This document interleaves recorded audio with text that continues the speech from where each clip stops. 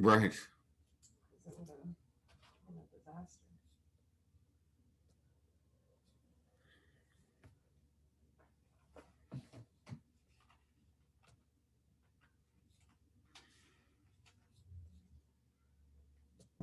There we go. Hey, Amanda, can you hear me? I'll get her to unmute.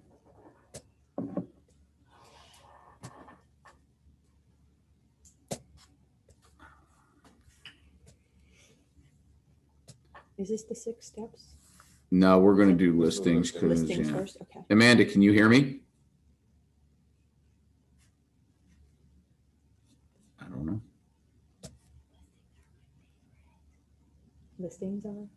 What was that? I said listings are my favorite. I just closed. Yeah, I look at, I don't think there's, I just want to make sure she can hear me. The fires make me loopy. Lane's laughing because she took one of my loopy fires out. God Oh my bless. gosh, Amanda, this is my can you first hear me? experience, and I was like, oh dear Lord, is this what it's all like? Oh. I can't tell. Really have she She was very nice. I can hear. Okay, got it. All right. So yeah, so I don't have a lot of presentations. So just and This is a listing lead. go ahead. There you go. My philosophy. Well, first of all, what I would say is I look at the listing presentation and a buyer's presentation as relatively the same, because it's how I break down I look at it as it's a real estate transaction, right?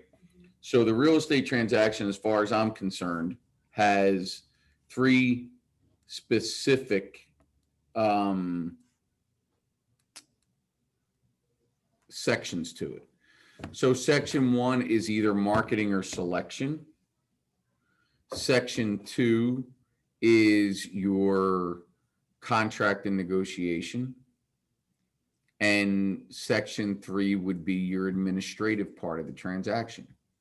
So those three, 2 of the 3 are exactly the same. Contract and negotiations exactly the same, although, your perspective is different, obviously, whether you've got the buyer or the seller. And the administration is exactly the same. Again, I guess the responsibility of the party is different, but who you're tracking, I think, regardless of which side of the equation you're on, you should be paying attention to everything. Because if you go to my core philosophy, it's that you have to assume no one's going to be doing the job correctly. And as the realtor, you honestly have the biggest earning potential in that transaction. So I never allowed myself to trust anybody else with my money. That was my thinking. I wanted deals to close on time, so I made sure that I followed up every part of the transaction. So you've got contract and negotiation that's similar.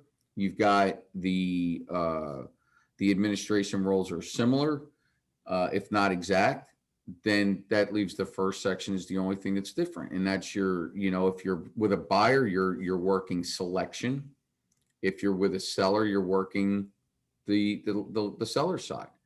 So to me, the way I always went about my listing presentations or my listing philosophy was to go in and first educate myself. I think that this business is very much a me business, an I business. Let me tell you about me. Let me tell you what I'm going to do for you.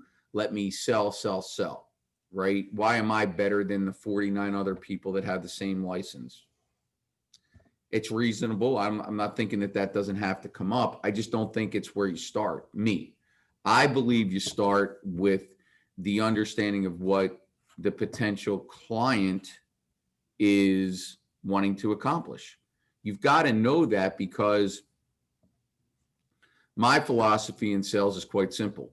It's to sell to what's important to my potential client, not just vomit information, right? I don't know of any other profession that you go into that's worth their salt that, yes, you've already created an image. We're assuming at this point you've already created an image. There's some reason why they're talking to you, right? There's some reason, whether you've been referred, they've caught wind of you through an ad, you solicited them, whatever it is. you've got past hello. Okay, so that's not what we're talking about here. What we're talking about here is you go in for your consult, right? Um, Me personally, again, I like a tour of the home and I like to know what it is they're trying to accomplish. And I take that one step further. What are you trying to accomplish and why are you trying to accomplish that? Because that's what I need to know to determine what I'm going to do next. Um, so it becomes really interesting to me is that, and I say this very humbly, I like to instill even in the newest of agents that you want to be very hungry, you want to be very urgent. At the same token, you want to be selective. So if I don't like a story about the house, if I don't like the people, I don't like the rationale, if I don't think it's going to play into what my game plan is for a potential customer that I'm going to accept that role, I want to know it up front, because it determines, am I doing a 1 hour interview presentation or am I doing a 15, 20 minute and getting out? I mean, that's the way I look at it, right? Because we go to the fact that time is our single biggest asset in this industry, right? For an agent, that's our inventory. Our time is our inventory. So I got to determine these facts up front. So again, it's real simple. Give me a tour of your home. Tell me the stories behind it. Even in that part, I'm probably looking a little bit about age of roof, age of AC, mechanicals, because what does that do? That determines maybe part of my marketing value, right? My market value. So I go through that. I determine, why are you selling? What are you hoping to accomplish and why are you selling? Those three things, if you get those three things, now you can go to work. Because realistically, and I'll pause that thought for a second. Realistically, when I sit down to do my actual presentation, and I will say this, I was never a visual presenter. I did my presentation just like this. I didn't have an iPad. I didn't have a handout that I left behind. I left my business card. I looked at it like I'm either leaving an impression or I'm not leaving an impression. I'm not saying that's the right shoe for every foot. Every one of you as salespeople have to put your own spin on it. Some people like the electronic presentation. Remax has a great one in there. We can go in there and go on to Mac Center and show that one and just doctor it up, and it's great. It's very, very good. I like that more personally as a follow-up send than kind of leaving it all on the table. Me personally. Again, that's just my opinion. That's not etched in stone. Or you could do it as a printable and leave it behind. I mean, it's up to you. I think that's your three choices, right? No visuals, electronic, or a printable. So again, wherever you fit into that mix is great, because you're going to put the sort of your peripherals in there. I certainly like the slides from Remax that show how Remax agents outperform. You can literally take the recruiting, and you can buy these. We have some, but the recruiting brochure that I gave you, right? You could use that as a listing presentation. I think it does it all, Yeah, that little one. Yeah, with the exception of the specifics about the house, right? Can I see that when you're done? So, to me, that's your hot buttons. Where I think you have to fine tune it is so when you're in that initial phase of observing the house, where you're asking them what they're trying to accomplish, when you're asking them why. That's where you're basically rapport building. This is where you're building the personality portion of the relationship and personality portion of the interview. When you get into steps 2 and 3, the administration and the contract and negotiation, they should be the same. right? They're going to be the same depending on how you want to do it. So what I always did personally was I sat down with you as a prospective seller. I'd hear you out. I'd do the tour. I may have some insight as you're walking around the home. And then when I presented back to front because I feel like, where's the value in it? So why do I do it that way? Why do I separate it into three specific topics for the presentation? Well, I am a believer in menu pricing, right? So for me, I want to be able to go in and ask for all of it, but I also want to be able to negotiate my way down to zero if I have to, right? The only way you're going to negotiate your way down to zero is if you have something you can take away, because I don't want to work for zero, right? And then I will, right? If I think the sign's good enough, I'll hedge my bet because again, philosophically, I believe for every sign is 2 buyers, 1 seller, and then the seller should buy something. So it really should be 3 buyers, 1 seller. Every sign should have the minimum potential of 2 with a maximum potential of 4 deals. That's why listings are so important, in my opinion. Okay. And that's a cornerstone of a good base of business. The other part of that philosophy or that strategy, honestly, is believing that you have value, right? I will tell you that as a new agent, you probably don't value yourself as much as you should. As a 21-year vet, I probably value myself too much. I mean, that's just a fact, right? And my honest kind of direction to you all is get to that point. Get there as quickly as you can. Put a lot of value on yourself. But here's why, and I say this again very humbly, why I suggest that. Because I know that if they hire me, they're getting the best they can get. That's not to say they can't get different, right? But they're getting the best they can get from me. I internalize any deal that I take, right? Its success and failure is not based on a commission. It's based on winning or losing. That's kind of like my thing, right? I'm all about winning and losing. I'm either winning the appointment or I'm losing the appointment. So money's not really coming into play. My time investment will, because if I meet Kim, and no disrespect when I say this to you, right? You're just sitting there. When I meet Kim, if I have an interview with Kim and I don't like Kim and I think she's going to drive me nuts, I'm getting out at any price. She might be, now listen, Kim could buy her way to my services because Kim's willing to pay me 10%. But guess what?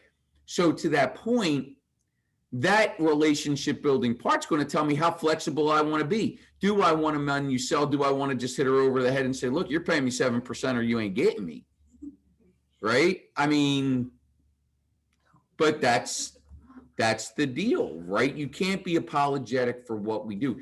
And that's really what I see, right? What I see in this industry is that agents, they do value themselves, but they panic within that value, right? And I think you have to master that art of really being comfortable on where your value is. And I kind of, many of you may have heard this, but I've told this story. My first listing appointment was at the time, we're going back to early 2000. I'd go in, back then you'd see the buy owners in the paper and you'd go and you look and I call this one, happens to be a guy me and Michelle are renting a condo. They happen to be in our building, right? So I go down to I get the appointment. The guy's name is Al Vinti, Alan Stephanie Vinti. I'll never forget it. First listing. And he goes, what are you going to do for me? And honestly, I had no idea. I'd never done a listing before. I had no idea. I figure I'm putting you in the MLS. That's what I'm doing, right? I don't know what's involved. So literally, I took that listing for $500 and 2% to the buyer's agent. That was the deal, right? I had no idea. Al drove me crazy. Seriously, I learned everything I needed to know about what I was going to do on a listing that way. And by the way, I bought and sold 4 properties with Al and Stephanie Vinti. And every time the pricing went up, right? Every time. And good respect, the whole thing. So like there's two lessons there. One is like, you could take my word for what this is about, or you go and do it on your own. But here's the deal, just take the at-bats. I had no clue what I was doing. None. Somebody's got to be first, right? I mean, how did you feel the first time you ever met a patient? I'm just curious. Oh, do I remember that? Oh, very nervous. The first several months, I was very nervous. Right. So did you kill anybody those first couple months? No, thank There you go. There you go. No, right. There you go. Right. So like, and I say that tongue in cheek because you had the potential you could, Yeah. right? Life or death. We can't, right? We can't. So there's never a mistake that we make that the worst thing that's going to happen is we're going to alienate a customer. You're not going to get that listing. You're not going to get that buyer, and who cares? You find another one, you learn from it. See, to me, that's why when and people have asked me, well, why did you do 84 transaction sides your first year and most agents do 6 or 8? Well, there was 2 reasons. I needed the money. I had no choice and I didn't care, right? I was like, I'm either getting, and that sort of was the car business guy in me, whereas you either get me now or I don't get you. I mean, that was in the car business, you learn how to close, right? Because the reality is if you don't sell those people when they're in the dealership, they're literally driving a half a block before they hit their next dealership. How did I not know that about you? Yeah. I also used to own a car lot. Yeah. Work at a dealership. Yeah, I mean, that's the key. So to me, like that's the one thing that I always kind of stress is don't be afraid to ask for the sale, right? Don't be afraid. How you ask for it is personality driven, right? But you can't be afraid of a no. Like I'll never forget, and this all ties together when you're in there because you're going to hear objections, right? So this little Italian guy, John Gandolfo, he was the trainer in the car business. Never sold anything in his life. He was an attorney. I mean, he was an idiot. I mean, to be very honest with you, not that all attorneys are idiots, but this guy was a living idiot. The owner just owed him a favor, so he gave him a job. When I was sitting in a class with 16 new car sales guys, and first thing he said is, well, listen, 75% of you won't be here. And he goes, 50% of you won't be here in 2 months. 75% of you won't be here in a year. And 1 or 2 of you are going to make it. That's what he said. So rounding, enthusiasm. And then the next thing he put on the board was, they're never going to own it mentally, or they're never going to own it financially unless they own it mentally first. Right? That's pretty smart because too many times we focus on the dollars and cents. Right? And then the third thing that he taught me that has got me in trouble more than once was all no means is I'm afraid and I don't have enough information. That's all it means. Yep. No does not mean no. Yes. It just means I'm really afraid of you and you haven't given me enough information. So I took those 3 components, and when I left the car business, I was the general manager of the 2 Lexus stores here locally. Let me just check this, make sure my wife's blowing me up. I gotta make sure.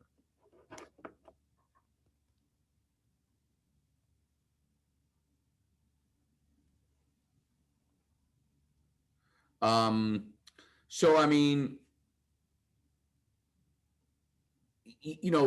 I think I believe that our business is a sales business. I do believe that. I believe that many of us, including a great deal of people that work in this office, don't believe it's a sales business. I believe they believe it's a service business. And maybe both of us are right. It is what it is to you because as an independent contractor, right, you have the right to make that decision. But I could tell you that I think your philosophy on that decision determines how much you're going to sell, how rapidly you're going to progress, and how you interact with your consumer. Now, I'll go back to my earlier statement, right? My earlier statement is, as an experienced pro, right, I believe I should get paid. That's it. I know that if you hire me, you're going to get the very best you can do, right? So I don't have a problem asking for it. And here's the deal. I know if you don't like the way I do it, then you have a right to go with somebody else. I'm not changing for you. right? And I really encourage everybody on their buyer philosophy and their seller philosophy to take the information that I provide, right, and get it to that point where you could say the same thing. I'm going to do it this way. You want to jump on the bus? Great. If you don't, that's okay, right? You will find the transactions go smoother, your customers are more loyal, and you sleep way better at night. Because when you're trying to do it the other way, I'm here to serve, and I am here to serve the customers that we mutually agree to work together, right? But if I'm trying to be a chameleon for every appointment, every person that I meet, first of all, you're going to make yourself crazy. Yeah. Second of all, you can never gauge your successes or your failures, right? I want to be able to go back and look at every appointment and gauge, okay, why did I get it? Why didn't I get it? What can I learn from it? You know, it's almost like watching a game on film. You know, what can I learn from that appointment? And ultimately, you know, I can always go back and I can get a pretty good idea of why I didn't get a deal or whatever.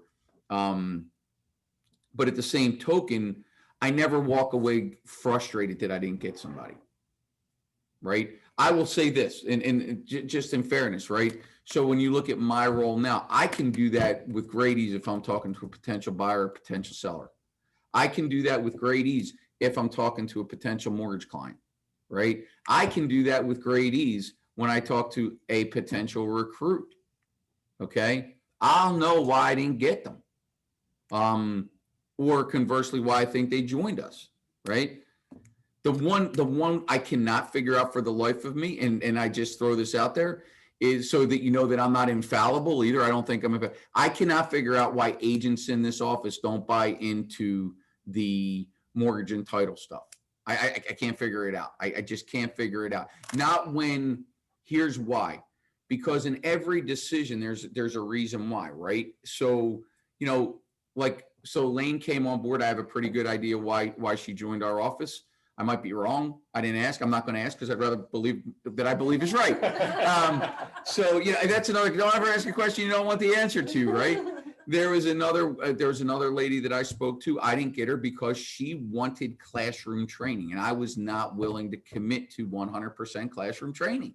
It's just not how a RE/MAX agent does it. So you got to know that, right? You got to know that, hey, part of ours is virtual, part of ours is in person, but somebody that wants 100% in person, we're going to fail, right? And I'm not going to lie about that. Because I'm not going to be a chameleon and try and create something I'm not ready to commit to. But the flip side, like on the joint services, well, we have a vested interest. Why wouldn't you absolutely demand your customers talk to us to make sure we're protecting your interest? That's why I did it initially, right? So like, but you have to get to that point. And by the way, I'm going to uncover it because I'm not going to go through like one of my buckets and not understand we're just going to keep figuring it out until we can. And I always look within, like if I'm not solving that problem, I look to within, right? So when you're on these appointments, you got to look to within. So again, I like consistency in the appointment. So you look at marketing or selection, contract and negotiation, administration, you should be able to walk away from that potential listing appointment and say, where did I lose them? I will tell you this, if you go in with a menu selling philosophy, you've never lost them over commission. I've never lost a deal because somebody undercut me on commission because I'll do it for free. Why? Well, if every listing sign is potential for 4 transactions, I'll take 0 on one and 100% on 3 others. And I'm never going to get it for 0. I can always get a 0.5%. Always. When you go to them and you're finding out what their motivation is to sell as a seller, what are some, other than I want to sell my house for the most amount of money possible, what other answers have you gotten Well, job, kids, you know, schools, more room, need a yard, privacy. You know, some of them are financial, some of them are emotional, divorce, illness, age, upsize, downsize, right? They're never selling. I'll say this, 21 years, I cannot remember one sale where they said we want to liquidate and get the cash out. I've never heard, I cannot remember, and I was a big lister. I can't remember one transaction where the reason why they were selling was because they wanted their equity. I'm not saying that that's not a good reason. I mean, literally, I look at my house right now and I think about the incoming administration and possibly, hopefully not. And I go, well, maybe I should cash out now, right? Yeah. But, you know, again, you got to live somewhere. So that's kind of a bad idea, right? But no, I've never heard them say that for money, right? So why they select an agent could be different, right? Why they select an agent, that's the one. And I asked, by the way, I asked that question. What are you looking for? What are your expectations of me as an agent? And that goes under the menu selling, right? Absolutely. So start at 7%, you're saying, I'm gonna be here. I don't talk about money till the end. I'm not, if you said to me, how much do you charge? I'll go anywhere from 0 to 7%. That's how I'll answer the question. If you ask me that before I'm ready for that discussion, that's exactly what I say. Anywhere from 0 to 7%. Wow. A lot of times I'll say, well, what was your idea of what were you thinking? Because like the guy that called me on, was it Friday or Saturday? And he said, so-and-so gave me your name and number, they met you at an open house. So I go over to his house and he's like, you know, I've called quite a few different agents, but I like you. I think I'd like to go with you, but you know, I just bought this house a year ago. I know it's going to cost me $20,000 to sell this house. So what are you willing to do on your commission? And this was at the end. And I didn't answer. I said, well, what did you have in mind? What were you thinking? And he said 4%. And I said, that's totally fine. I can do that, but the buyer's agent has to get 2.5%. So I'm going to do it for 1.5% if you also in turn agree to buy with me as well. So there's two things there. So I would ultimately say this, I would get there and I would do the same thing. I mean, I would absolutely take a 4% listing in a heartbeat. I would absolutely make it contingent on them using my services. And I'd make sure that's in writing, right? Okay. Because if not, there's just a handshake, you know, Right. and I've gotten burned on that. Everybody gets burned on that. But it would have taken me a little longer to get there, right? Because I would have been like, I understand, right? But we're talking, like, my first answer is, well, right now we're talking about a hypothetical number. I work on a contingency. You're not paying me anything. I haven't sold anything yet. That's a good Right? response, yeah. So I'm working on a contingency, you know, because now you got two lanes you could go down. Well, do you want to pay me up front? I'll work for a lot less up front. Yeah, Why can't you ask that? right. You Yeah. could pay the listing side up front. I'll discount it 50% for you. Well, I don't want to do that. Oh, okay. Well, would you be comfortable with me saying, listen, I usually get 7 now, but again, let me backtrack. Let's walk through this. All right. Because first of all, we're assuming we're at the end of this and we're having the pricing discussion, right? So it would start out with me saying, well, we're going to break this down into 2 segments. I believe we have to offer the buyer's agent 2.5%. I think if you offer less than that, you're not going to get traction. That's me. You can, that's your call. Are you comfortable with that? Yes. Okay. 2.5. All right. Well, to be clear, right, I usually get 4.5 for a full service listing. That's what I get, right? So I get, and that's including Photo. marketing, that's including negotiating your contract for you, and that's including administrating the deal the way I'm administrating the deal, keeping in touch with everybody in the transaction, the buyer's agent, the title company, the mortgage company that's handling the other side, walking through your inspections with you, all these things I got to do. So is there anything in there you really don't care if I do it or not? Because obviously my time is just like, you know, your value is money. My value is time. It's not money. So whatever I could take off of this list, right? And then, so we got to look at it like that. And before you answer that, Beth, let me ask you this question. Are you going to buy a house? Yes. Okay. So could I get you to agree in writing that you're going to use me as your agent? Yeah, absolutely. Okay, great. Well, I always discount my services by 50% when I have that. So now you're only charging 2.25 instead of 4.5. So my listing for you would be 4.75%. Could we do that? Well, I was really hoping for 4%. Well, I understand. Let me say this to you. I really don't like to go below 2.25. I don't like to go below that 50% mark. And right now we're talking about a hypothetical based on contingent fees. You're not paying me anything else to get the job done. I'm telling you that your marketing range, and I'm just pulling this out of my ass here, 200 grand to 215 is the safe range. If you're marketing within that range, I'm really confident I'm going to get you 200 to 215. Okay.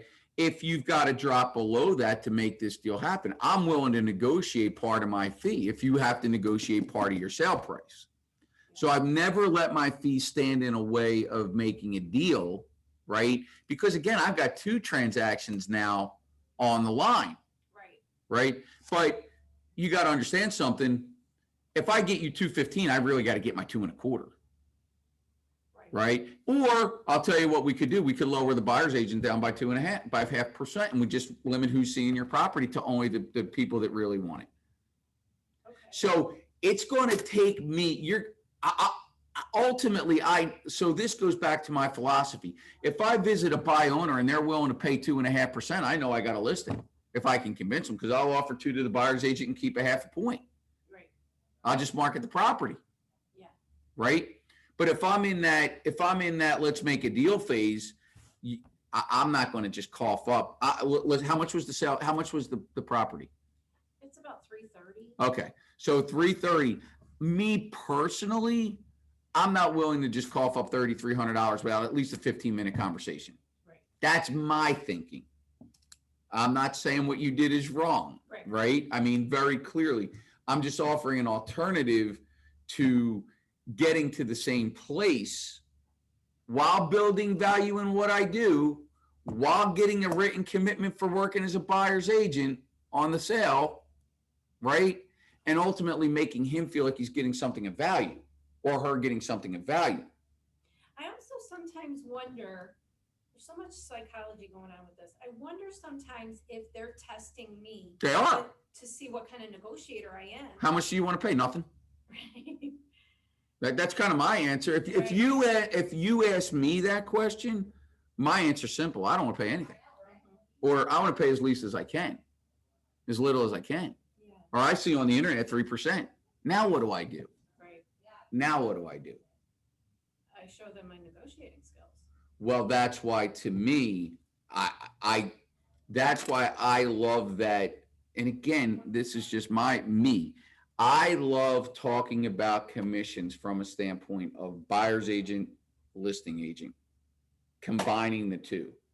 So like to me, so I went through that. That's option A on that negotiation. Option B on that negotiation would be, he said, well, I want to pay 4%, right? That is that, am I correct in that? That's what he said? Yes. I would have then, another option for that answer would have been, well, that's about right on the listing side. Then we got to decide what you're willing to pay the buyer's side. Okay, that's awesome. Yeah. Right? That would have been. Because who really pays the commission? Because I can go down this rabbit hole. Mm. You don't really pay it. Yeah. You're agreeing to the split, but the buyer, through their purchase price, is paying the commission. Yes, it comes out on your side. I agree. Right. But whose money is being collected? Now, is that a little bit of a shell game? Is it a little bit of psychological warfare? Is it a little bit of, I don't even know if it's wrong. It's really how you want to look at it. Tomato, right? I mean, that's kind of how I look at it. Okay. Yeah, I like that. That's helpful. That's really helpful. You know, but again, I think it's really critical. I think it's really critical that I just get so fearful that agents, especially in a market like this, where every listing's critical, and I'm not going to lose any listing, right?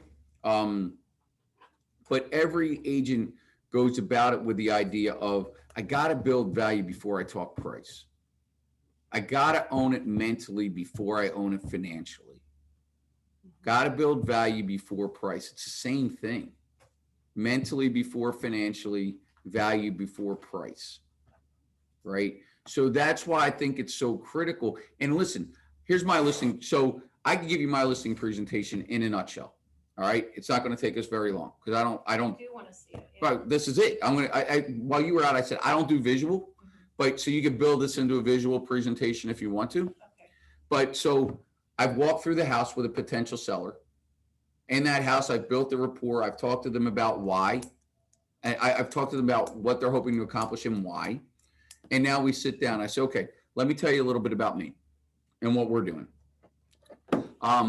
What we want to do is I break the real estate transaction down into 3 separate sections: marketing, contract and negotiation, and administration. I'm going to start back to front.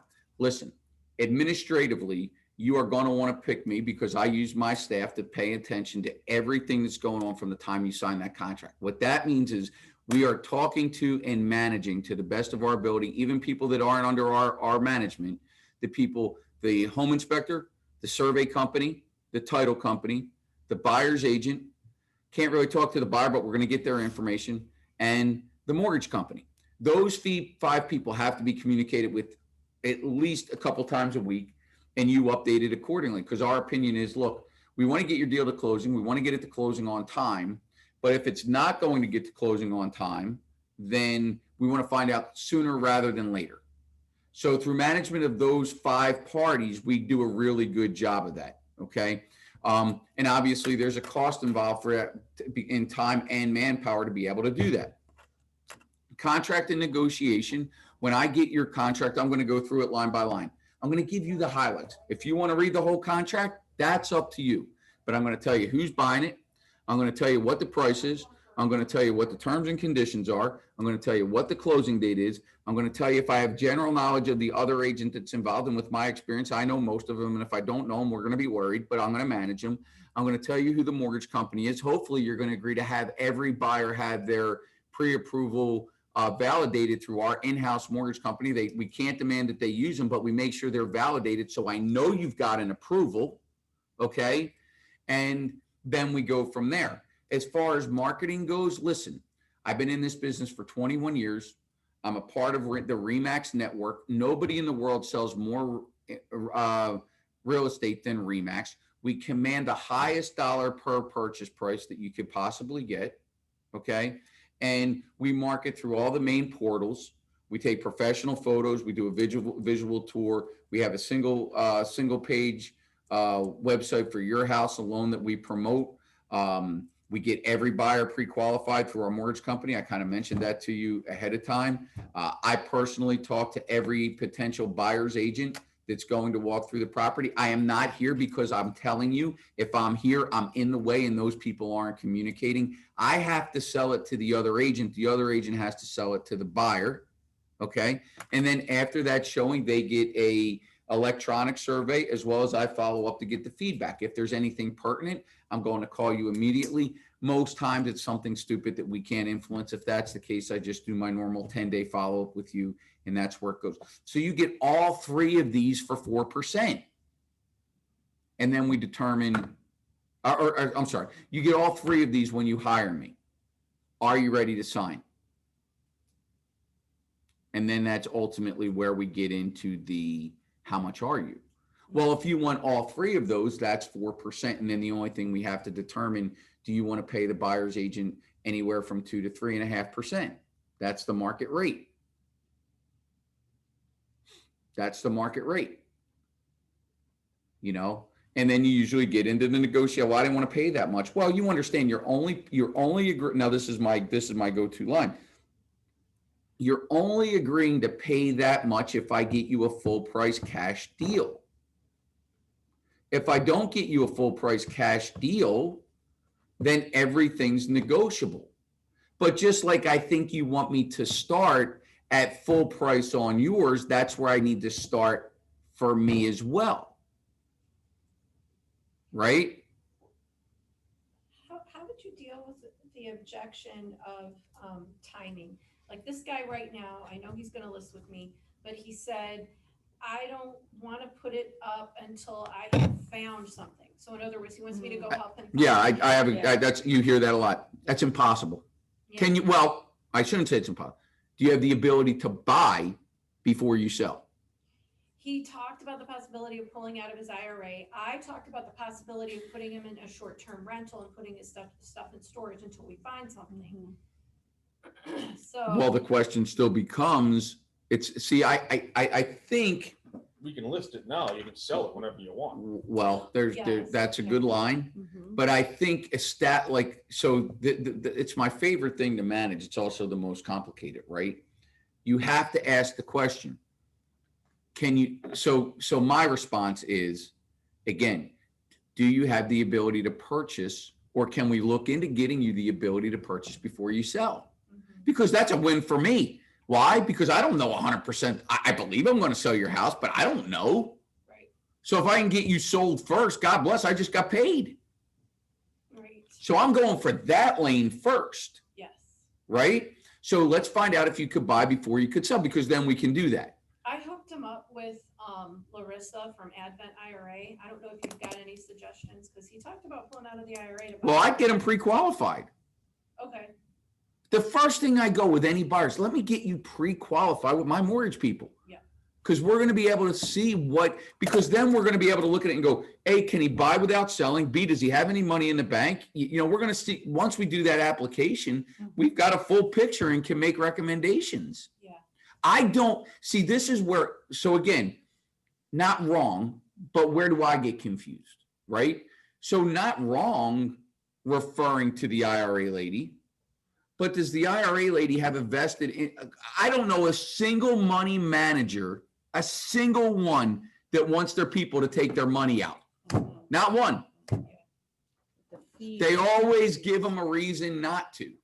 Unless you go to them and say, listen, I want to use a self-directed IRA to go and purchase this property, which most people don't even know how to do. They are not going to offer that up because they're getting a commission on managing that money.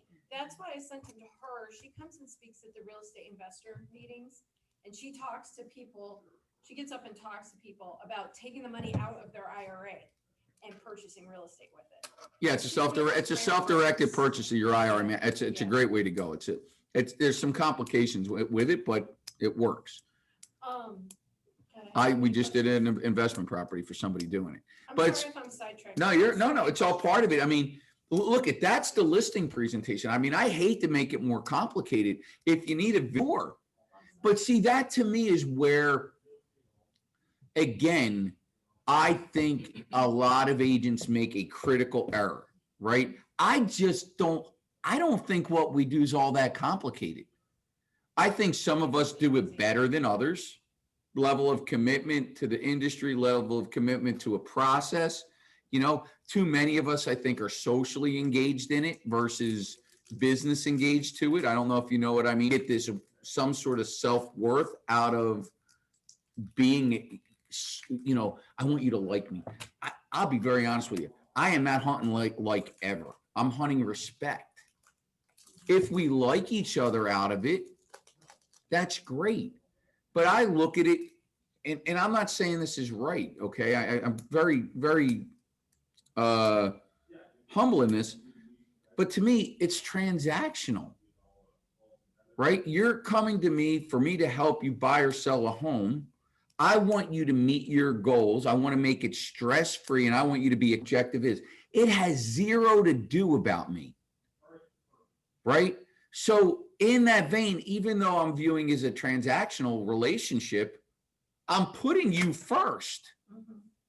You're hiring me to do a job. If I go to a surgeon because I got a bad knee, I don't care if he's coming over for dinner. Right, I just want my knee fixed. right, exactly. You know what I always say to that? You can be a great surgeon, you can have good bedside manner, but there's no reason you can't have both. Yes, exactly. But it's still But I transactional. still choose a really good surgeon. Right. So that's my thing, right? But again, I think there's a difference between like and respect. If they walk away and they don't want to have a beer with me, that's okay. Yeah. But if they walk away and go, I'd use that guy in a heartbeat because he answers all my questions, he got the shit done, he had my best interest at heart, that's okay too. Yeah. I'm not expecting a personal relationship out of a transaction. That to me is like sort of the bonus card.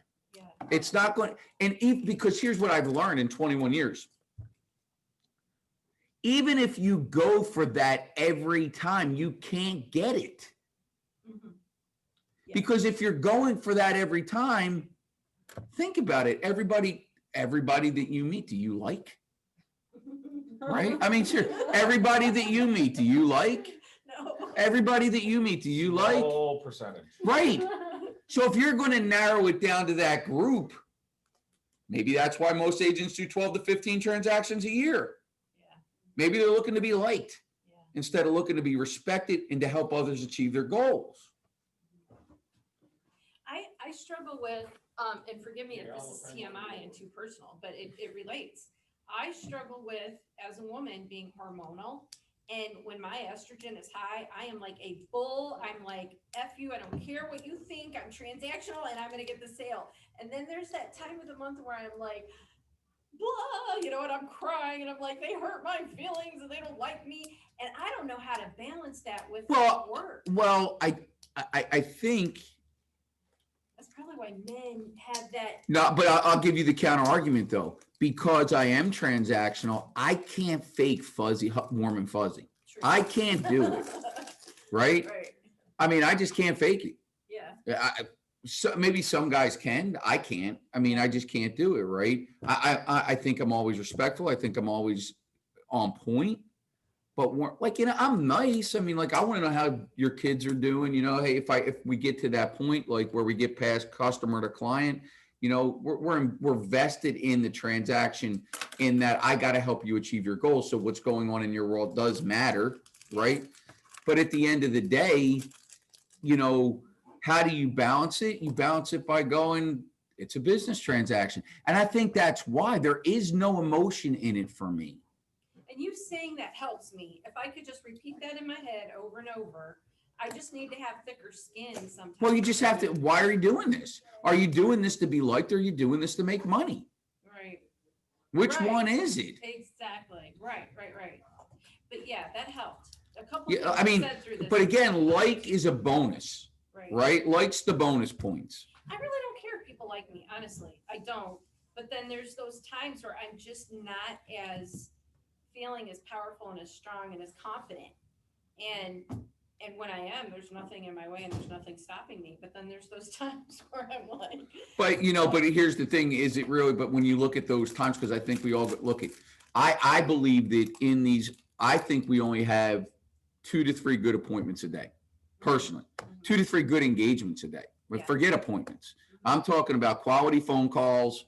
You know, you could sit there and make calls and you're leaving messages. Well, I'm not talking about that. But I'm talking about, listen, I've done an admin meeting today. I've now done this training session today, and you're right? I got maybe one more bit. Like I could do busy stuff. Like I'll get involved in loans with Sydney and stuff like that. But I'm talking one-on-one engagement where I'm trying to get something accomplished with another human being. I got maybe 1, maybe 2. That's it. You know, some days are worse than others. Some days I only got 1. Listen, some days I don't want to talk to people. Yeah. So I evolve my schedule. I evaluate where I am mentally, and I evaluate my schedule accordingly.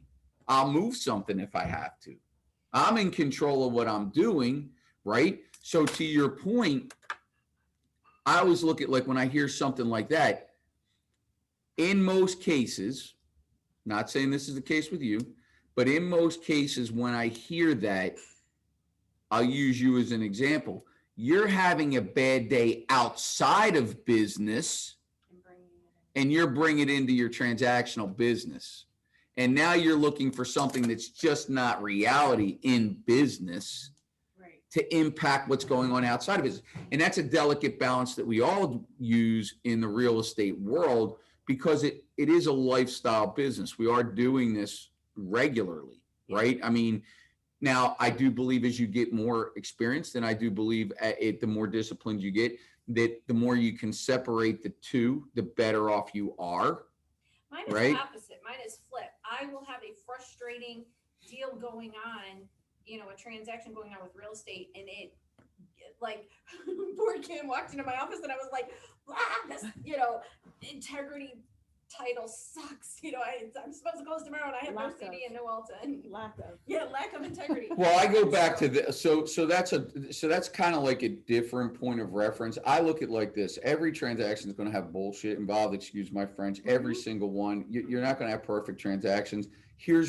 This is why I go to systems, right? Yeah. So this kind of circles back to why do I break it down as marketing? Well, marketing's marketing. Marketing's me and you engaging about your property. Contract and negotiation, I have a way I negotiate, right? I don't believe, I believe in an adversarial attitude in a contract negotiation. That doesn't mean I'm being mean to you. It just means we're not on the same team, Gotcha. right? We're not on the same team. Too many people think that, oh, we're realtors. We're on the same team. Let's get no. If you've got a client and I've got a client, I'm working for my client, you're working for your client. We are not on the same team Gotcha. at all. Yep. My goal is to get you thinking like me. Mhm. And I guarantee you, 90% of you aren't thinking that you got to get me thinking like you. You're not going about it like that. 90% of you that walk around with the R in the circle think we're on the same team. No, we're not. Just like I say to every agent here. Every agent here is like, I am 100% invested in your success. If you choose to leave, I will wish you well. And you are now my competitor. I don't care if we had 10 years together. You're now my competitor. Right. We're not on the same team anymore. That makes sense. Right? So you get there, and then you get that administrative phase, and that administrative phase is where your value is. I think I'll be very honest with you. I think there's absolutely zero value in the marketing phase. It's limited. I think there's big value in it because of Remax. I think you get to add some to it. I think there's big value if you write good comments. I think there's big value if you take good pictures. After that, we're all on the same playing field today because of the internet. Mhm. But where there's big value in marketing is how I interact with you as a potential buyer's agent on my listing. That's where I'm going to set myself apart because I'm going to sell Lane on my house if she's going to show it. I'm going to give her every reason to sell mine versus anybody else's. I'm going to make her feel comfortable before she gets to that property. That's my philosophy. I guarantee you, unless you go and start selling that, you're not doing that now. You doing that now? You telling people that you're selling the other agent their property? No, I'm not. Right. No. And I guarantee I like you, it. are you? Nope. Yeah, I guarantee you if I go to everybody in this office, and I've done this class, I guarantee you if I go to 30 agents, not one of them's doing it. I'm gonna do it now. Because you got to find something that's different. That's the only thing that can be different. What do you think of offering to my sellers to pre-inspect their home? Why? Because then we don't have the surprises of, oh, this is wrong and that's wrong and it delays because now we gotta wait for repairs. So I can only tell you this case study, okay? I lived it. The house I bought. The lady had 4 contracts fall apart over 4 different inspections. Different Wow. things wrong. So, and ultimately we got the house with the other agent saying to me, will you use the inspection we have and not beat her up? And I said, well, I got to see the inspection you have first. Saw the inspection that she had and basically got more out of it than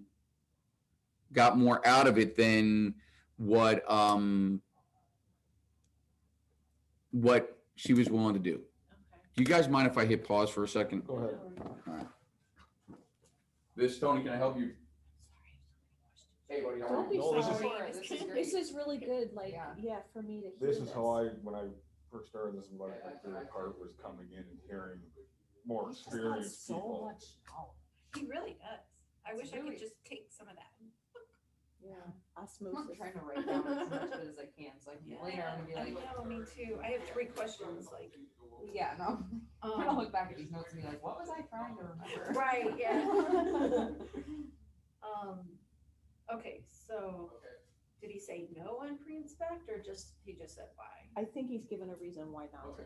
Yeah, I don't know that he thinks it's worth it, but, yeah.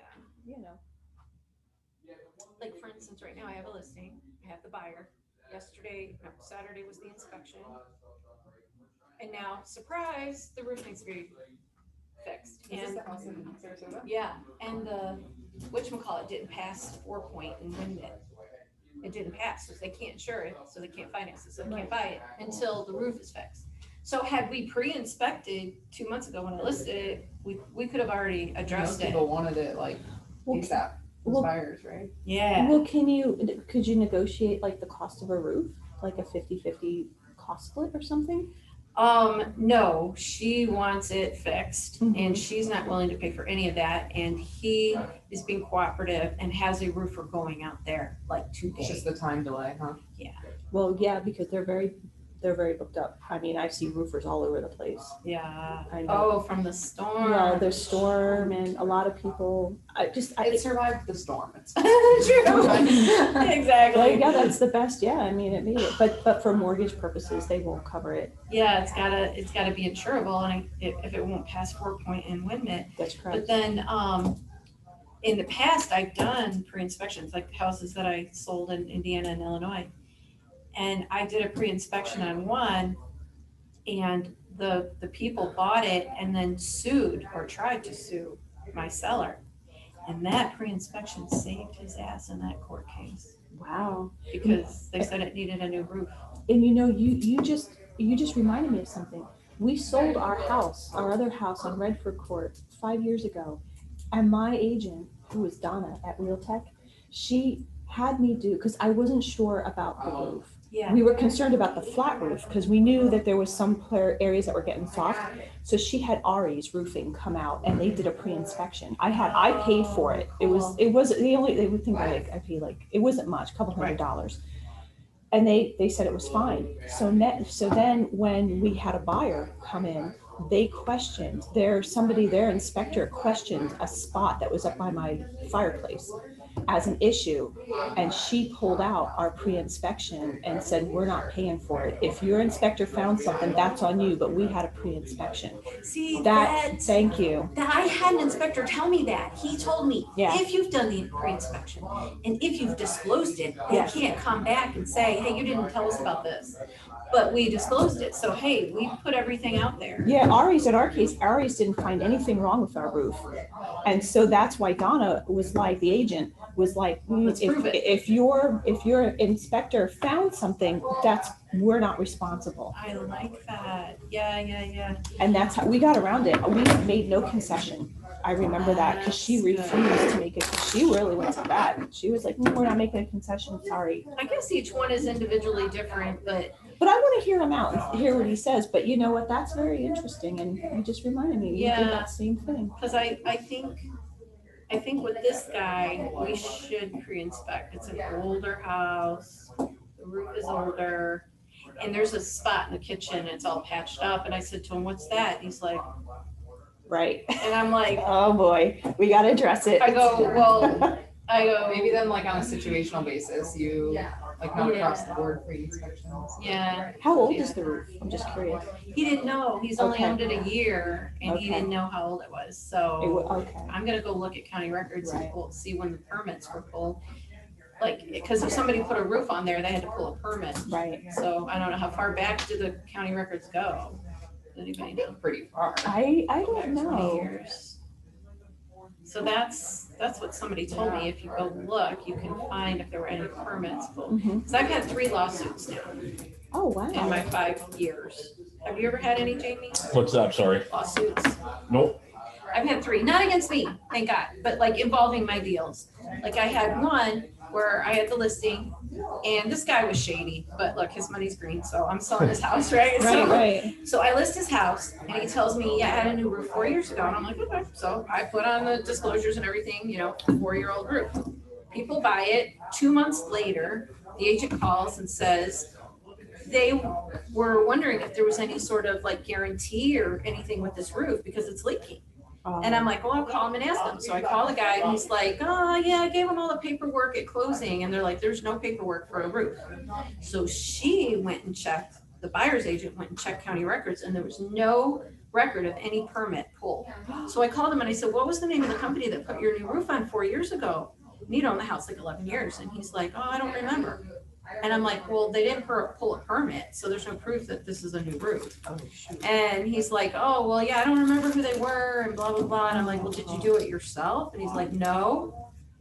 So they sued him. The buyers sued him. Thankfully, I had nothing to do with it. It didn't involve me at all. But my guy got sued, and I had another seller that got sued. And again, my seller deserved to get sued. So she was this cute little 80-year-old lady, and her husband had lived in the house for 40 years, and they were now going into assisted living. So we sold their house in like 12 hours. We had like 15 offers, sold it for over asking, that whole thing. Yeah. So we get to about 3 weeks into the deal. We're like a week away from closing. And I said to her, are you going to have like an estate sale or something to get all this stuff out of here? And she's like, well, I don't know what to do. We've been here 40 years and we don't know what to do with all this stuff. And I'm like, well, I thought your daughter was helping you. And she's like, well, she took some of it to the flea market. I'm like, oh my God, she's got to be out of here in a week. Yeah. So I called an auctioneer guy. He came out and said, okay, we'll do an auction this weekend. He shows up 3 days later and she has already sold and given away to family members all the valuables and nothing left but junk. So the auctioneer's like, oh, I'm not cleaning out the house, forget it. And he didn't have the auction. Sorry. Anyway, she found I'm the back. home. Okay. No, you're, go ahead. I was saying I had a seller get sued, and she was this 80-year-old lady. She lived in the house 40 years. It was full of her stuff. And a week before closing, I realized she hasn't gotten anything out. So I said to her, well, where are you going? And she's like, well, we're going to such and such assisted living. Then the next day, a week before closing, she finds out that her insurance company is not going to cover the Oh, Lord. nursing home that she thought she was going to. So she calls me up 3 days before closing and Wanna says, we're cancel. not moving. And I said, you have to. And she said, no, I don't. I'm an old lady. They can't kick me out. And I said, yeah, they can. You sold your house. And so we got her another 30 days, right? Like I took this woman in my car shopping for nursing homes. We got down to a week before closing again, after 30 days, again, she says, I can't find anything I like. Can't find anything my insurance is going to cover. The one that my insurance covers, I don't like. She said, I'm not moving. I'm not selling my house. So this poor kid and his fiance have had their stuff in a moving truck for a month, waiting to move in. They're living with family members. They were very angry. And sure enough, she refused. She dug in her heels and she goes, I'm an old lady. I'm going to die in my house. And I said, So what was happening? What happened? they sued my seller. Took 8 months to do it, but they got an additional $40,000 plus they got their house. Yeah, I mean, so going back to your question, because I think it's pertinent even in that example, right? Why I don't do the pre-inspections is because here's what I believe. And again, maybe it's just too long doing this, but I believe that most sellers know what's going on in their house. Now, if there's something unusual, if they know how old their roof is, they know how old their AC is, right? They know if they got original windows or not. They know if there's any plumbing leaks. I don't need an inspector to tell me that, right? And what I always stress is those are the things that just got to be mechanically working, right? But so the negative about getting a pre-inspection is once you have that inspection, you got a disclosure issue and you got a fix issue. Yeah. So you're basically creating a can of worms, right? That now you've also possibly created a false expectation. If Lane's your client, Lane just had an inspection, Lane just spend $1,500 on repairs, Lane thinks I'm good to go, right? The other inspectors. Here comes the new inspector. Hey, Lane, we got to fix this, and this. Lane's like, what do you mean? You told me, right? Yeah. So to me, it's more explaining the process, what's going to take place once you have that contract, what's going to take place with that inspection, and how you're going to negotiate and deal with the inspection. You can't get in front of it. You could practice, like to me, if you get it pre-inspected, you just had a practice run for the next one and the next one. Because you can't not have somebody do an inspection. You don't want them to rely on your inspection, because if they rely on your inspection and then they came back and found something, guess what? Lawsuit. Guess what? If you don't fix something that's on that inspection list and the customer finds out that you knew about it ahead of time and you didn't disclose it, you're fixing it anyway. I just think there's a lot more bad stuff that can go on than good stuff. It makes it harder if you have that pre-inspection, it comes back that there are shit. You gotta fix You have it. to You gotta disclose disclose and fix. It makes it Disclose makes and marketing- fix. Go back to marketing. It makes You it harder can't to just market. fix it. You have to disclose and fix it, right? Because now you know it. It exists. It's in black and white.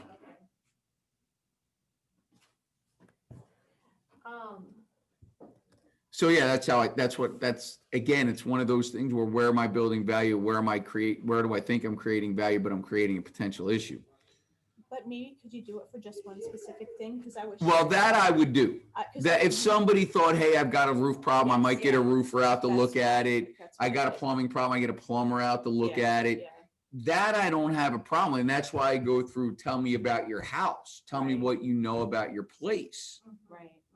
right? Because now I can address a specific issue or make it. Here's the other thing I don't want to do. I don't want to create delay in me getting the thing on the market. Right. I want to get that bad to you. I just want to get it listed. So why wait? I don't know. So the reason why not to wait is A, we know what the market is today. We don't know what the market is tomorrow. Right. B, we don't know when the buyer for your house is going to be there. Right. You know, not everybody that looks at your house is going to love it. Right. So the sooner that signs up, the sooner there's marketing on it, the sooner it's exposed to the general public. You want it out to the masses. And so my favorite line is, look, if somebody paid you full price cash today, would you sell your house? What are they going to say? Yeah. Hell yeah. Yes. Yeah, if they say no, you better start figuring out whether or not you want the listing, Right. right? So it's a double-edged sword that you're asking. It's a really dangerous question, right? Because one of those where I don't want to get the wrong answer, right? But I'm going to ask that question, right? When I'm getting that pushback that Beth's talking about, I don't necessarily need it, but they want to wait. They're going to delay. They're going to do this. They're going to do that. If they got to paint the room, they got to clean the grass. Let's get it on the market. We'll delay pictures. We won't delay the listing, right? Because if somebody were to offer you full price cash today, would you take it? Full price. Right. Whoa, I'd have to think they're going to say yes.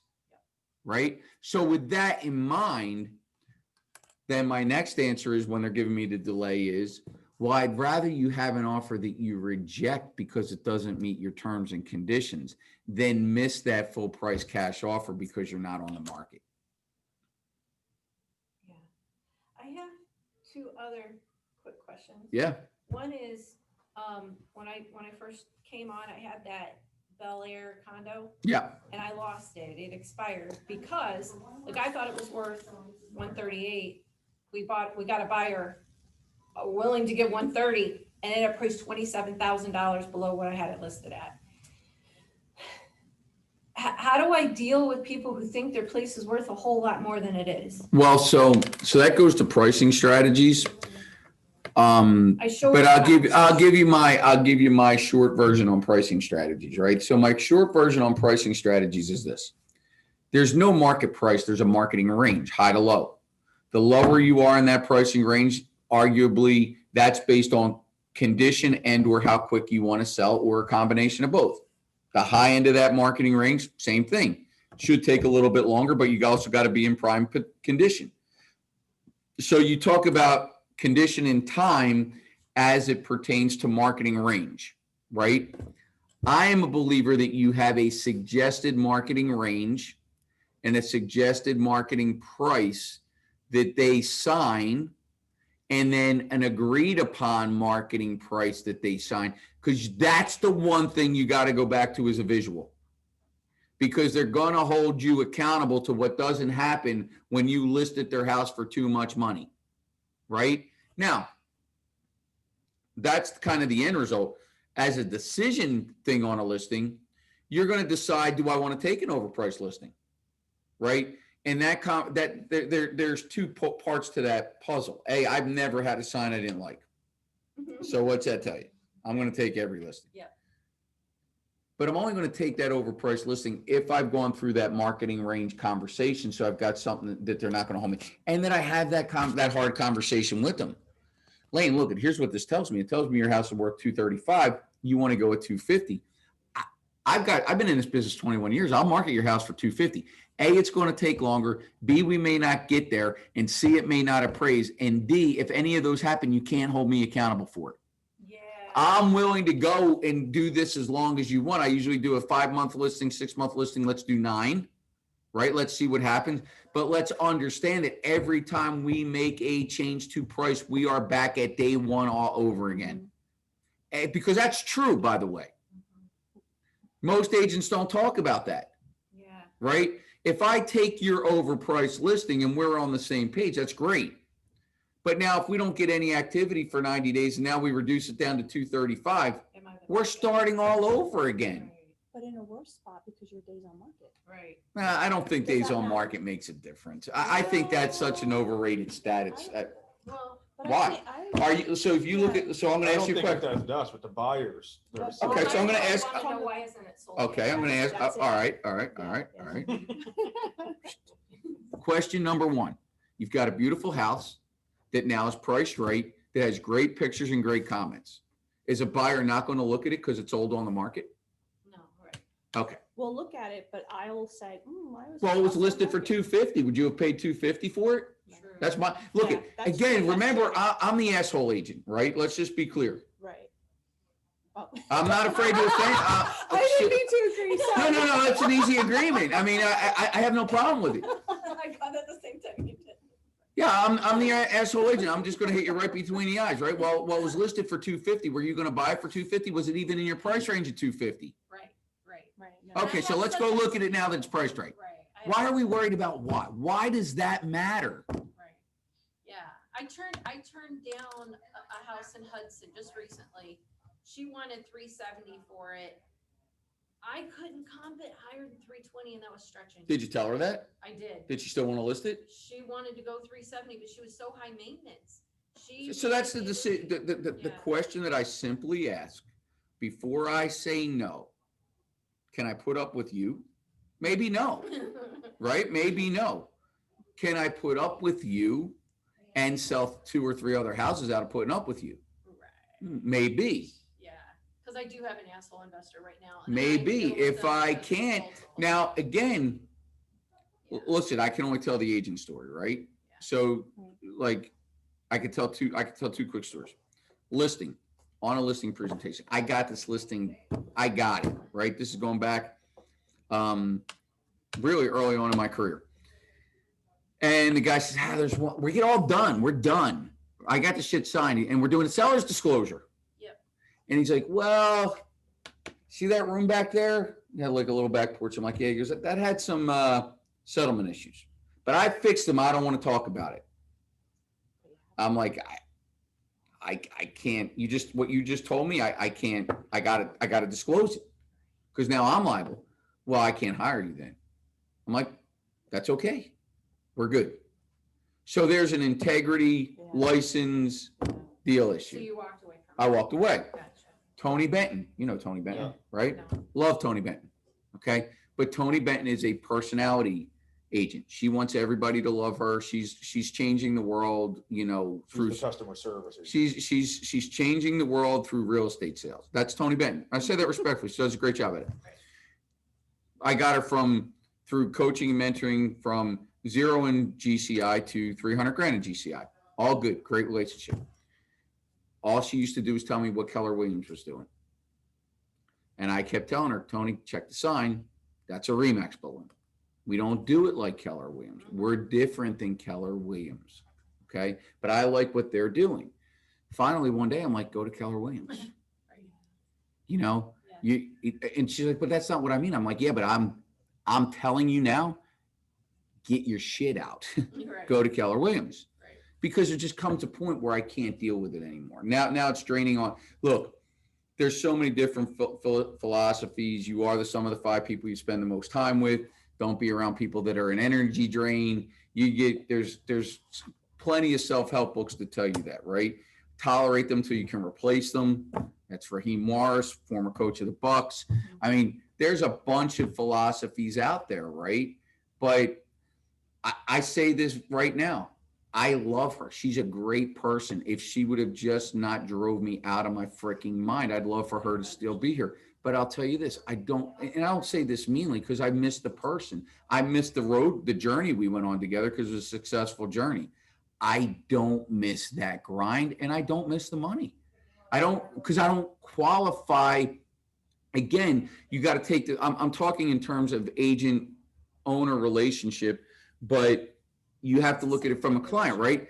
I don't qualify the value of our relationships based on how much GCI you bring in. Probably my biggest detriment. I don't look at GCI as a component of my willingness to hire and or keep an agent. It's not something I factor in. I want to know how I can help somebody meet their goals and objectives, but it's not a criteria for partnership here in this office, right? So I think you got to challenge yourself the same way when you're on these potential deals, right? If again, I go about a listing philosophy being one that is such that there's potential for more than one transaction. It's somewhere between 2 and 4. So then I calculate return on investment. And my investment is my time. And my investment is not my feelings. I mean, nobody's got to care about, but my attitude towards that particular relationship. If it's going to be toxic, then don't take it at any price. If it's tolerable, because here's why. A toxic business relationship could cost you 3 or 4 transactions. Yeah. I always say you got to be willing to say no. You know, you've got to be willing to say no. You've got to be willing to give yourself time off. You've got to be willing to miss a deal in order to stay fresh, right? You've got to be, no is really important in our world. You know, you got to be willing to do that. So I don't know if that helps. It does. You know, and again, I'm very cautious in saying I'm not suggesting that you should just adopt what I'm saying is gospel. This is my belief system. This is what got us to where we are. This is where we were successful. Mm-hmm. You have to take parts of it, take all of it. You're all welcome to it. And then you make it what you want it to be for you, right? You build your personality around it. And then it works. But I think it's really important that you understand those components of a real estate transaction, build your value in each one. And oh, by the way, I basically do a much shorter get together on each component, right? We've handled some of it, but how do we handle we talk specifically about what I talk about on a listing presentation, how I get involved. We've talked specifically how I go about the pricing conversation, right? Breaking it down between the buyer side and the seller side. We talked about how I always go to menu so that I can, you know, at least make them think that I'll take things away, even though I'm not going to, because I still want to get paid. So we've talked about everything on a listing, but I'll do a drill down gladly on the administrative phase and where I think, you know, agents make a difference. The contract and negotiation touched on it a little bit, you know, that I have to go into it thinking adversarial, not acting adversarial, but thinking adversarial relationship, you know? And we talked about on that marketing side, how I'm there. The only thing that I think you can set yourself apart on, maybe there's more, I don't know. But for me, I can't find it. I'm willing to listen to anybody tell me what's different about how everybody's marketing properties today. So we've covered all of it, but we could do a deep dive on each of them, right? And on the buyer side, I mean, just to touch on it, because it really could help somebody like Lena. On the buyer side, the only difference in this conversation, right, is that I'm telling people, potential buyers, about how I manage contract and negotiation and how I manage the administrative. Because if not, I'm just showing houses just like everybody else. So I got to have the same presentation with them. I wanted to bring up, when you talk about this and you talk about the building of the value, I had that phone call that I got a week ago from somebody who had a for sale by owner. He was thinking, his first question to me, he called and he goes, yeah, I'm thinking about listing my house, but I don't know. How much do you guys charge? And I'm like, well, it's more than just about the money. As somebody who's considering doing a for sale by owner, are you prepared to, like, do you know everything there is to know to navigate what's going on right now? With being with the market. Strangers Yeah, in your home. exactly. Like everything that there is. And he's like, well, I don't know. And I said, well, let me put you in touch with someone. But he kept asking me questions. He wanted to know, what do I Well, you get? just got, but your out's got to be, I got to get an agent on this call. I mean, you can't, there's a lot of that you No, I can't even can't have, answer, right? no. So, But but people are that is looking the for that. fact. That's why you Yes. have to, and so, but that's why, so my simple answer, anywhere from 0 to 7%, they should be completely disarmed at that point. So is that how she should answer them if they? No, call? she can't answer it I'm like not, that. yeah. He said, because I did. She that- could say our agents are extremely flexible and they customize listings for every customer. Let me put somebody on, let me get Right. somebody to get right back to you. That's the only thing she could really say if that came up. Right. But for me, they're going to have the same conversation with you. That's my disarming, anywhere from 0 to 7%. I'd like to get 10, but nobody pays it. I say something stupid like that because then that disarms them back. They realize at that point, it's just as silly, it's just as silly. But going back to the buyer side, so my buyer strategy is the same, just to have that conversation. And then I say, what we're going to do is I'm going to select 3 to 7 properties that I'm going to show you before I send you anything. I'm not giving you access to the candy store because you don't know how to look at it. It'd be like you giving me my blood work without you analyzing it first, right? I mean, I'm going to go Google it and be out of my mind. So I'm not going to do that. We're pros. I'm going to select what I believe to be the best 3 to 7 that I can find based on the communications that we've had.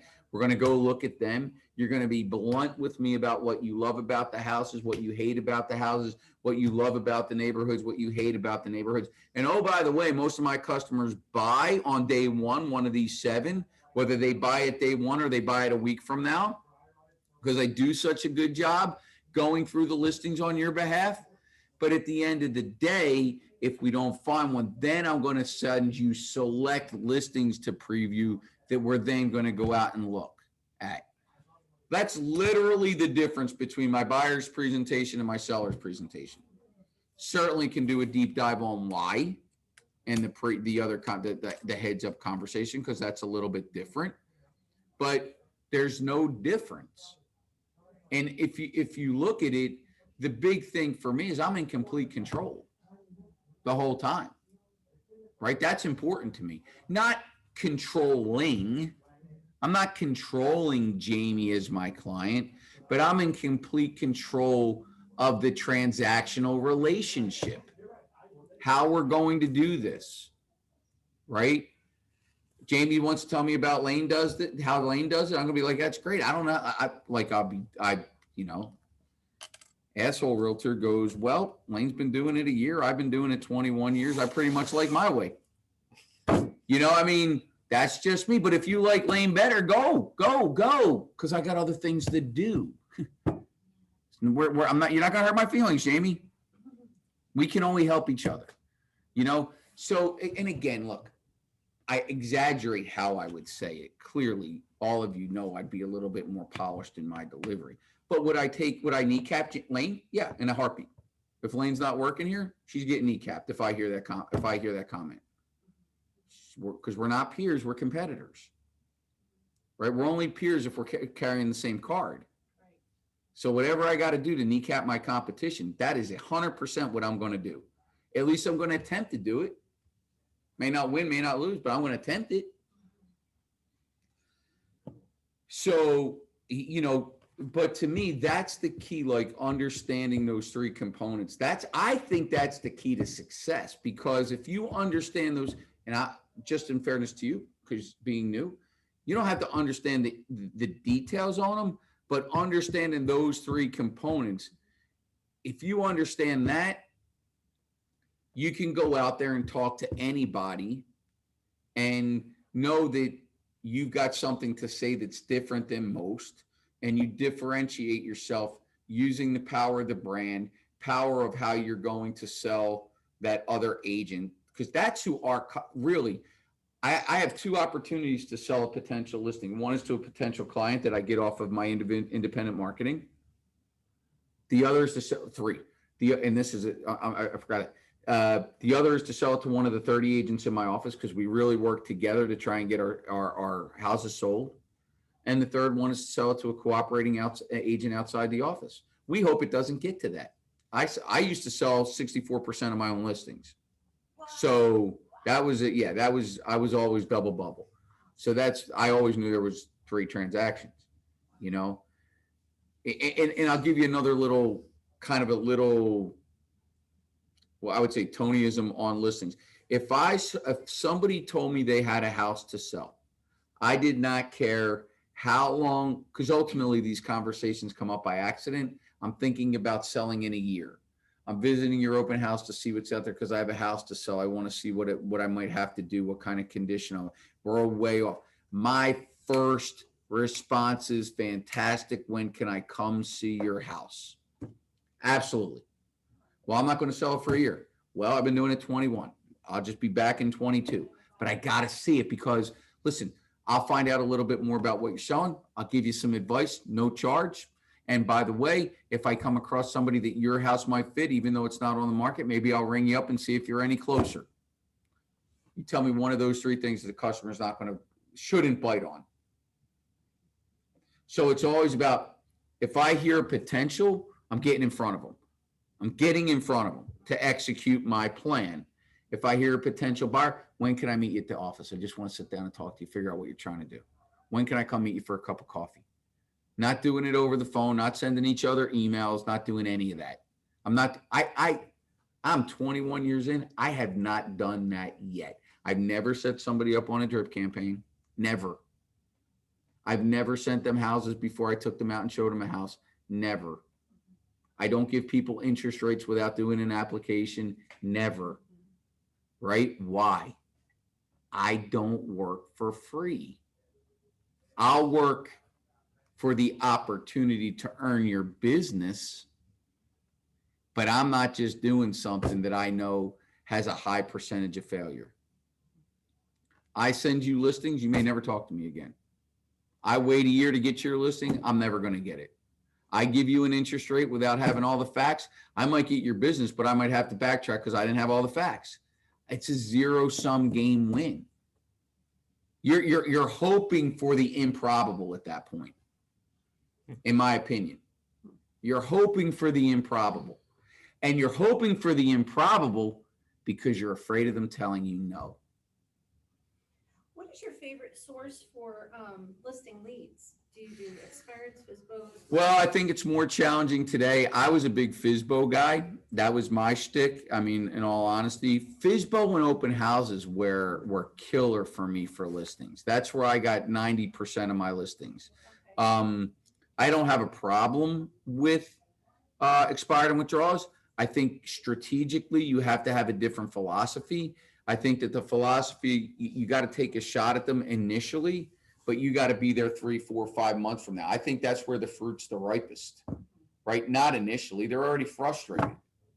You know, the likelihood of them jumping just jack. If you didn't get them, if you weren't in their ear before they expired, the likelihood of them hiring you when they expire, again, we go to improbability. Now, you know, one of the strategies that I employed, not everybody likes it, in all fairness, was I would look at aging inventory and I'd go preview it with the hope of engaging the customer. So I see, you know, if I see a listing that's, you know, 115 days old, 89 days old, 87 days old, those markers where, you know, people do 90 days, 120 days, 180 days. I'd look at those markers and owner occupied. I'd set up appointments to preview them at nighttime when I know the client was going to be there. I make sure that I told the other agent they don't have to leave. It's just a preview. And then I'd ask, how come you don't think your house is sold? It's wow. Like I go in, this is, so game plan was simple.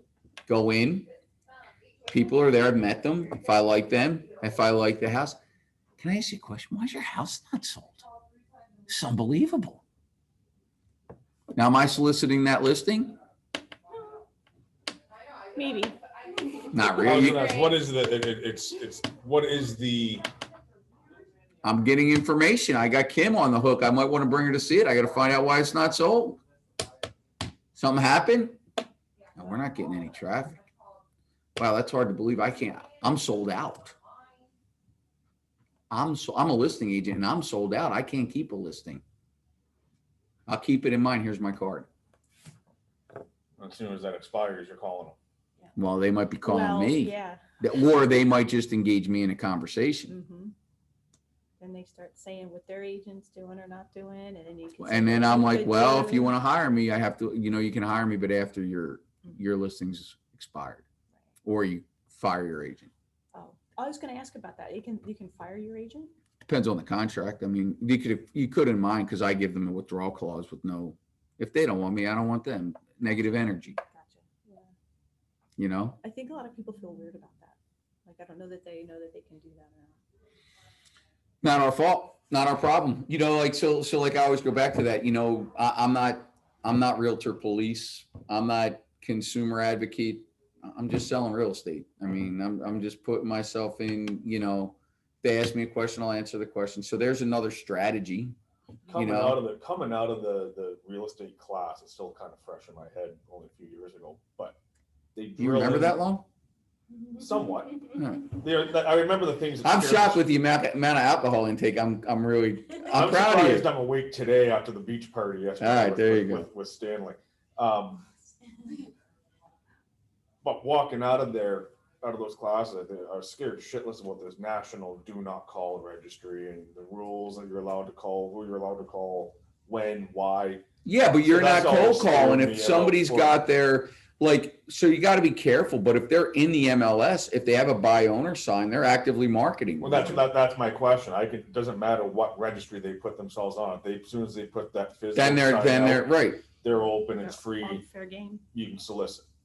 Yeah, and again, so if you go to, so let's talk about that. So we just talked about the aging, expired and withdrawals. I think it's a good idea to reach out to them. I think it's a good idea to knock on. That's the one door knock I would make. Expired and withdrawals. Buy owners, I always went to under the auspices of previewing to educate myself, because again, and I say this very sincerely, right? I'm not going to call you and solicit your listing. I haven't met you or seen the house. How do I know if I want it? But agents do it. Not me. I encourage you to say not you. Because you go, hey, I want to list your house. Click. Mhm. You don't even know if you want to work with the person. You don't know where they are on the pricing scale. You don't know where they are on the condition scale. Why not go and preview it? Meet the person. See. Lane walked in. She's shopping real estate companies. I'm like, when can we get together? Right? Was that pretty much the first thing out? I'm like just gotten into the car after I met. Yeah, I'm like, when can? He'll call you back, and I'm like, I'm still getting my child in the car. Like, I just walked downstairs. He's like on the phone. I'm like, when can we get together? I mean, that's all I care about. Let's get together. That's all I care about. Because then we're going to do we're going to do the dance, and we're going to mutually interview each other. We're going to mutually communicate with each other and see, is there a probability that we want to join forces to accomplish a goal? I'm not going to do that just because you got to help wanted sign in front of you, or, that's just me. And I think there's a strategy there that works for everybody, regardless of how you want to implement it. Like, again, I speak to you guys and gals in a very direct fashion. I was very polished in delivering that, very polished. It was Nobody. very helpful. I mean, the information that you gave, it was very on point. Yeah. Totally helpful. You just, I can't stress enough. The three things I hope you leave here with is this. I hope you leave here with a methodology to build value in what we do. Because I think it's something that falls apart. We could drill, like I said, we could drill down on administration. We can drill down on contract and negotiation. We can drill down on marketing or selection. That's fine. But walk away with that's where your value is built. And certainly in how you facilitate a transaction, right? The second thing is that value before price, right? regardless of what you hear come out of a potential client, they can ask you, how much is it? How much is it? How much is it? But they are not going to pay you anything until you build value. They're not. And you can take that across the board in anything you go buy and or sell. You know, you can look at a piece of clothing, you can look at the price, you like it. You're not going to buy it till you try it on.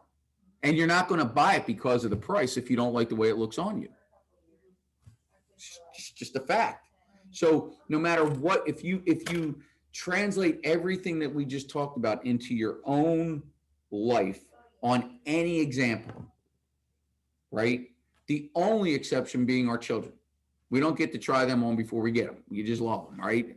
And sometimes you got to love them in spite of themselves. I mean, that's just a fact, So but it's true. just unconditional. It's about the only thing that's unconditional. True. So, I mean, you think about that and you kind of take that value versus price. And then the third thing is no. You have to welcome no. You have to want no. You have to be willing to hear no. Because it just means they either don't have enough information or you haven't built value. And the follow-up to no is always why. Why not? What do you hope to find out? I missed something. If you tell me no, I missed something. Or I already know the reason, like using the example of the other agent, I can't do class. I can do classroom. I'm just not willing to have you teach classroom. I don't think as an agency, as I say that, I am not afraid that any agent could walk into your office and get advice from you. That's not what I'm saying.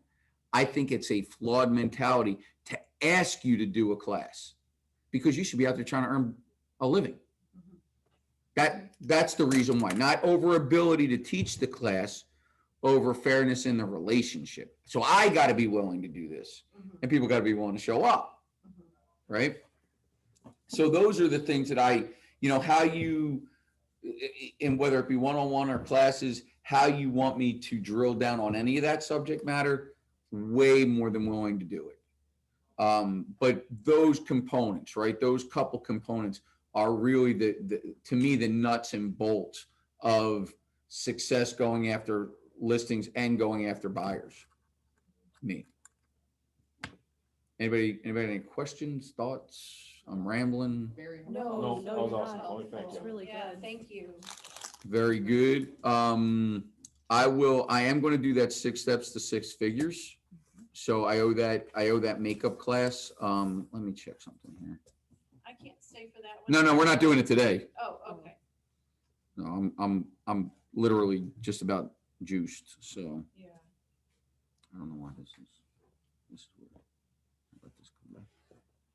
Let me get my Buying your backyard.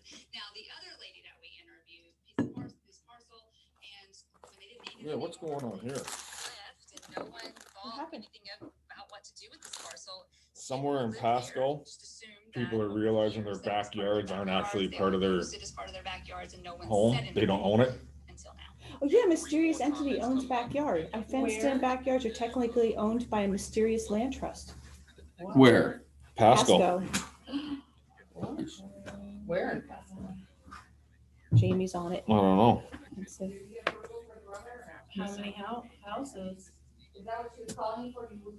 Did you see the link? Oh, No. okay. I'm pulling It's it up. It's on, actually FLA.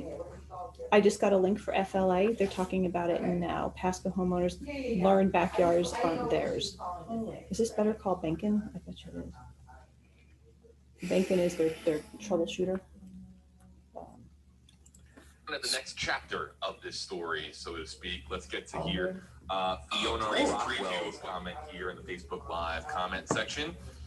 It comes in hashtag hey JB, this is legal, but I doubt it's ethical. The state should rebate the title company instead of letting residents be harassed. Giving the people the property adds value to the community. Wouldn't title That's the comment insurance? there from come into Fiona. play And here? then It should. we'll get to this one here. A question from Ali St. John here. Let me in the get Facebook Dustin to Live fix comment this and then we'll section. figure out that Up next here, time. it's a Hey, hashtag Dustin. Hey Shannon question. Did the pool permit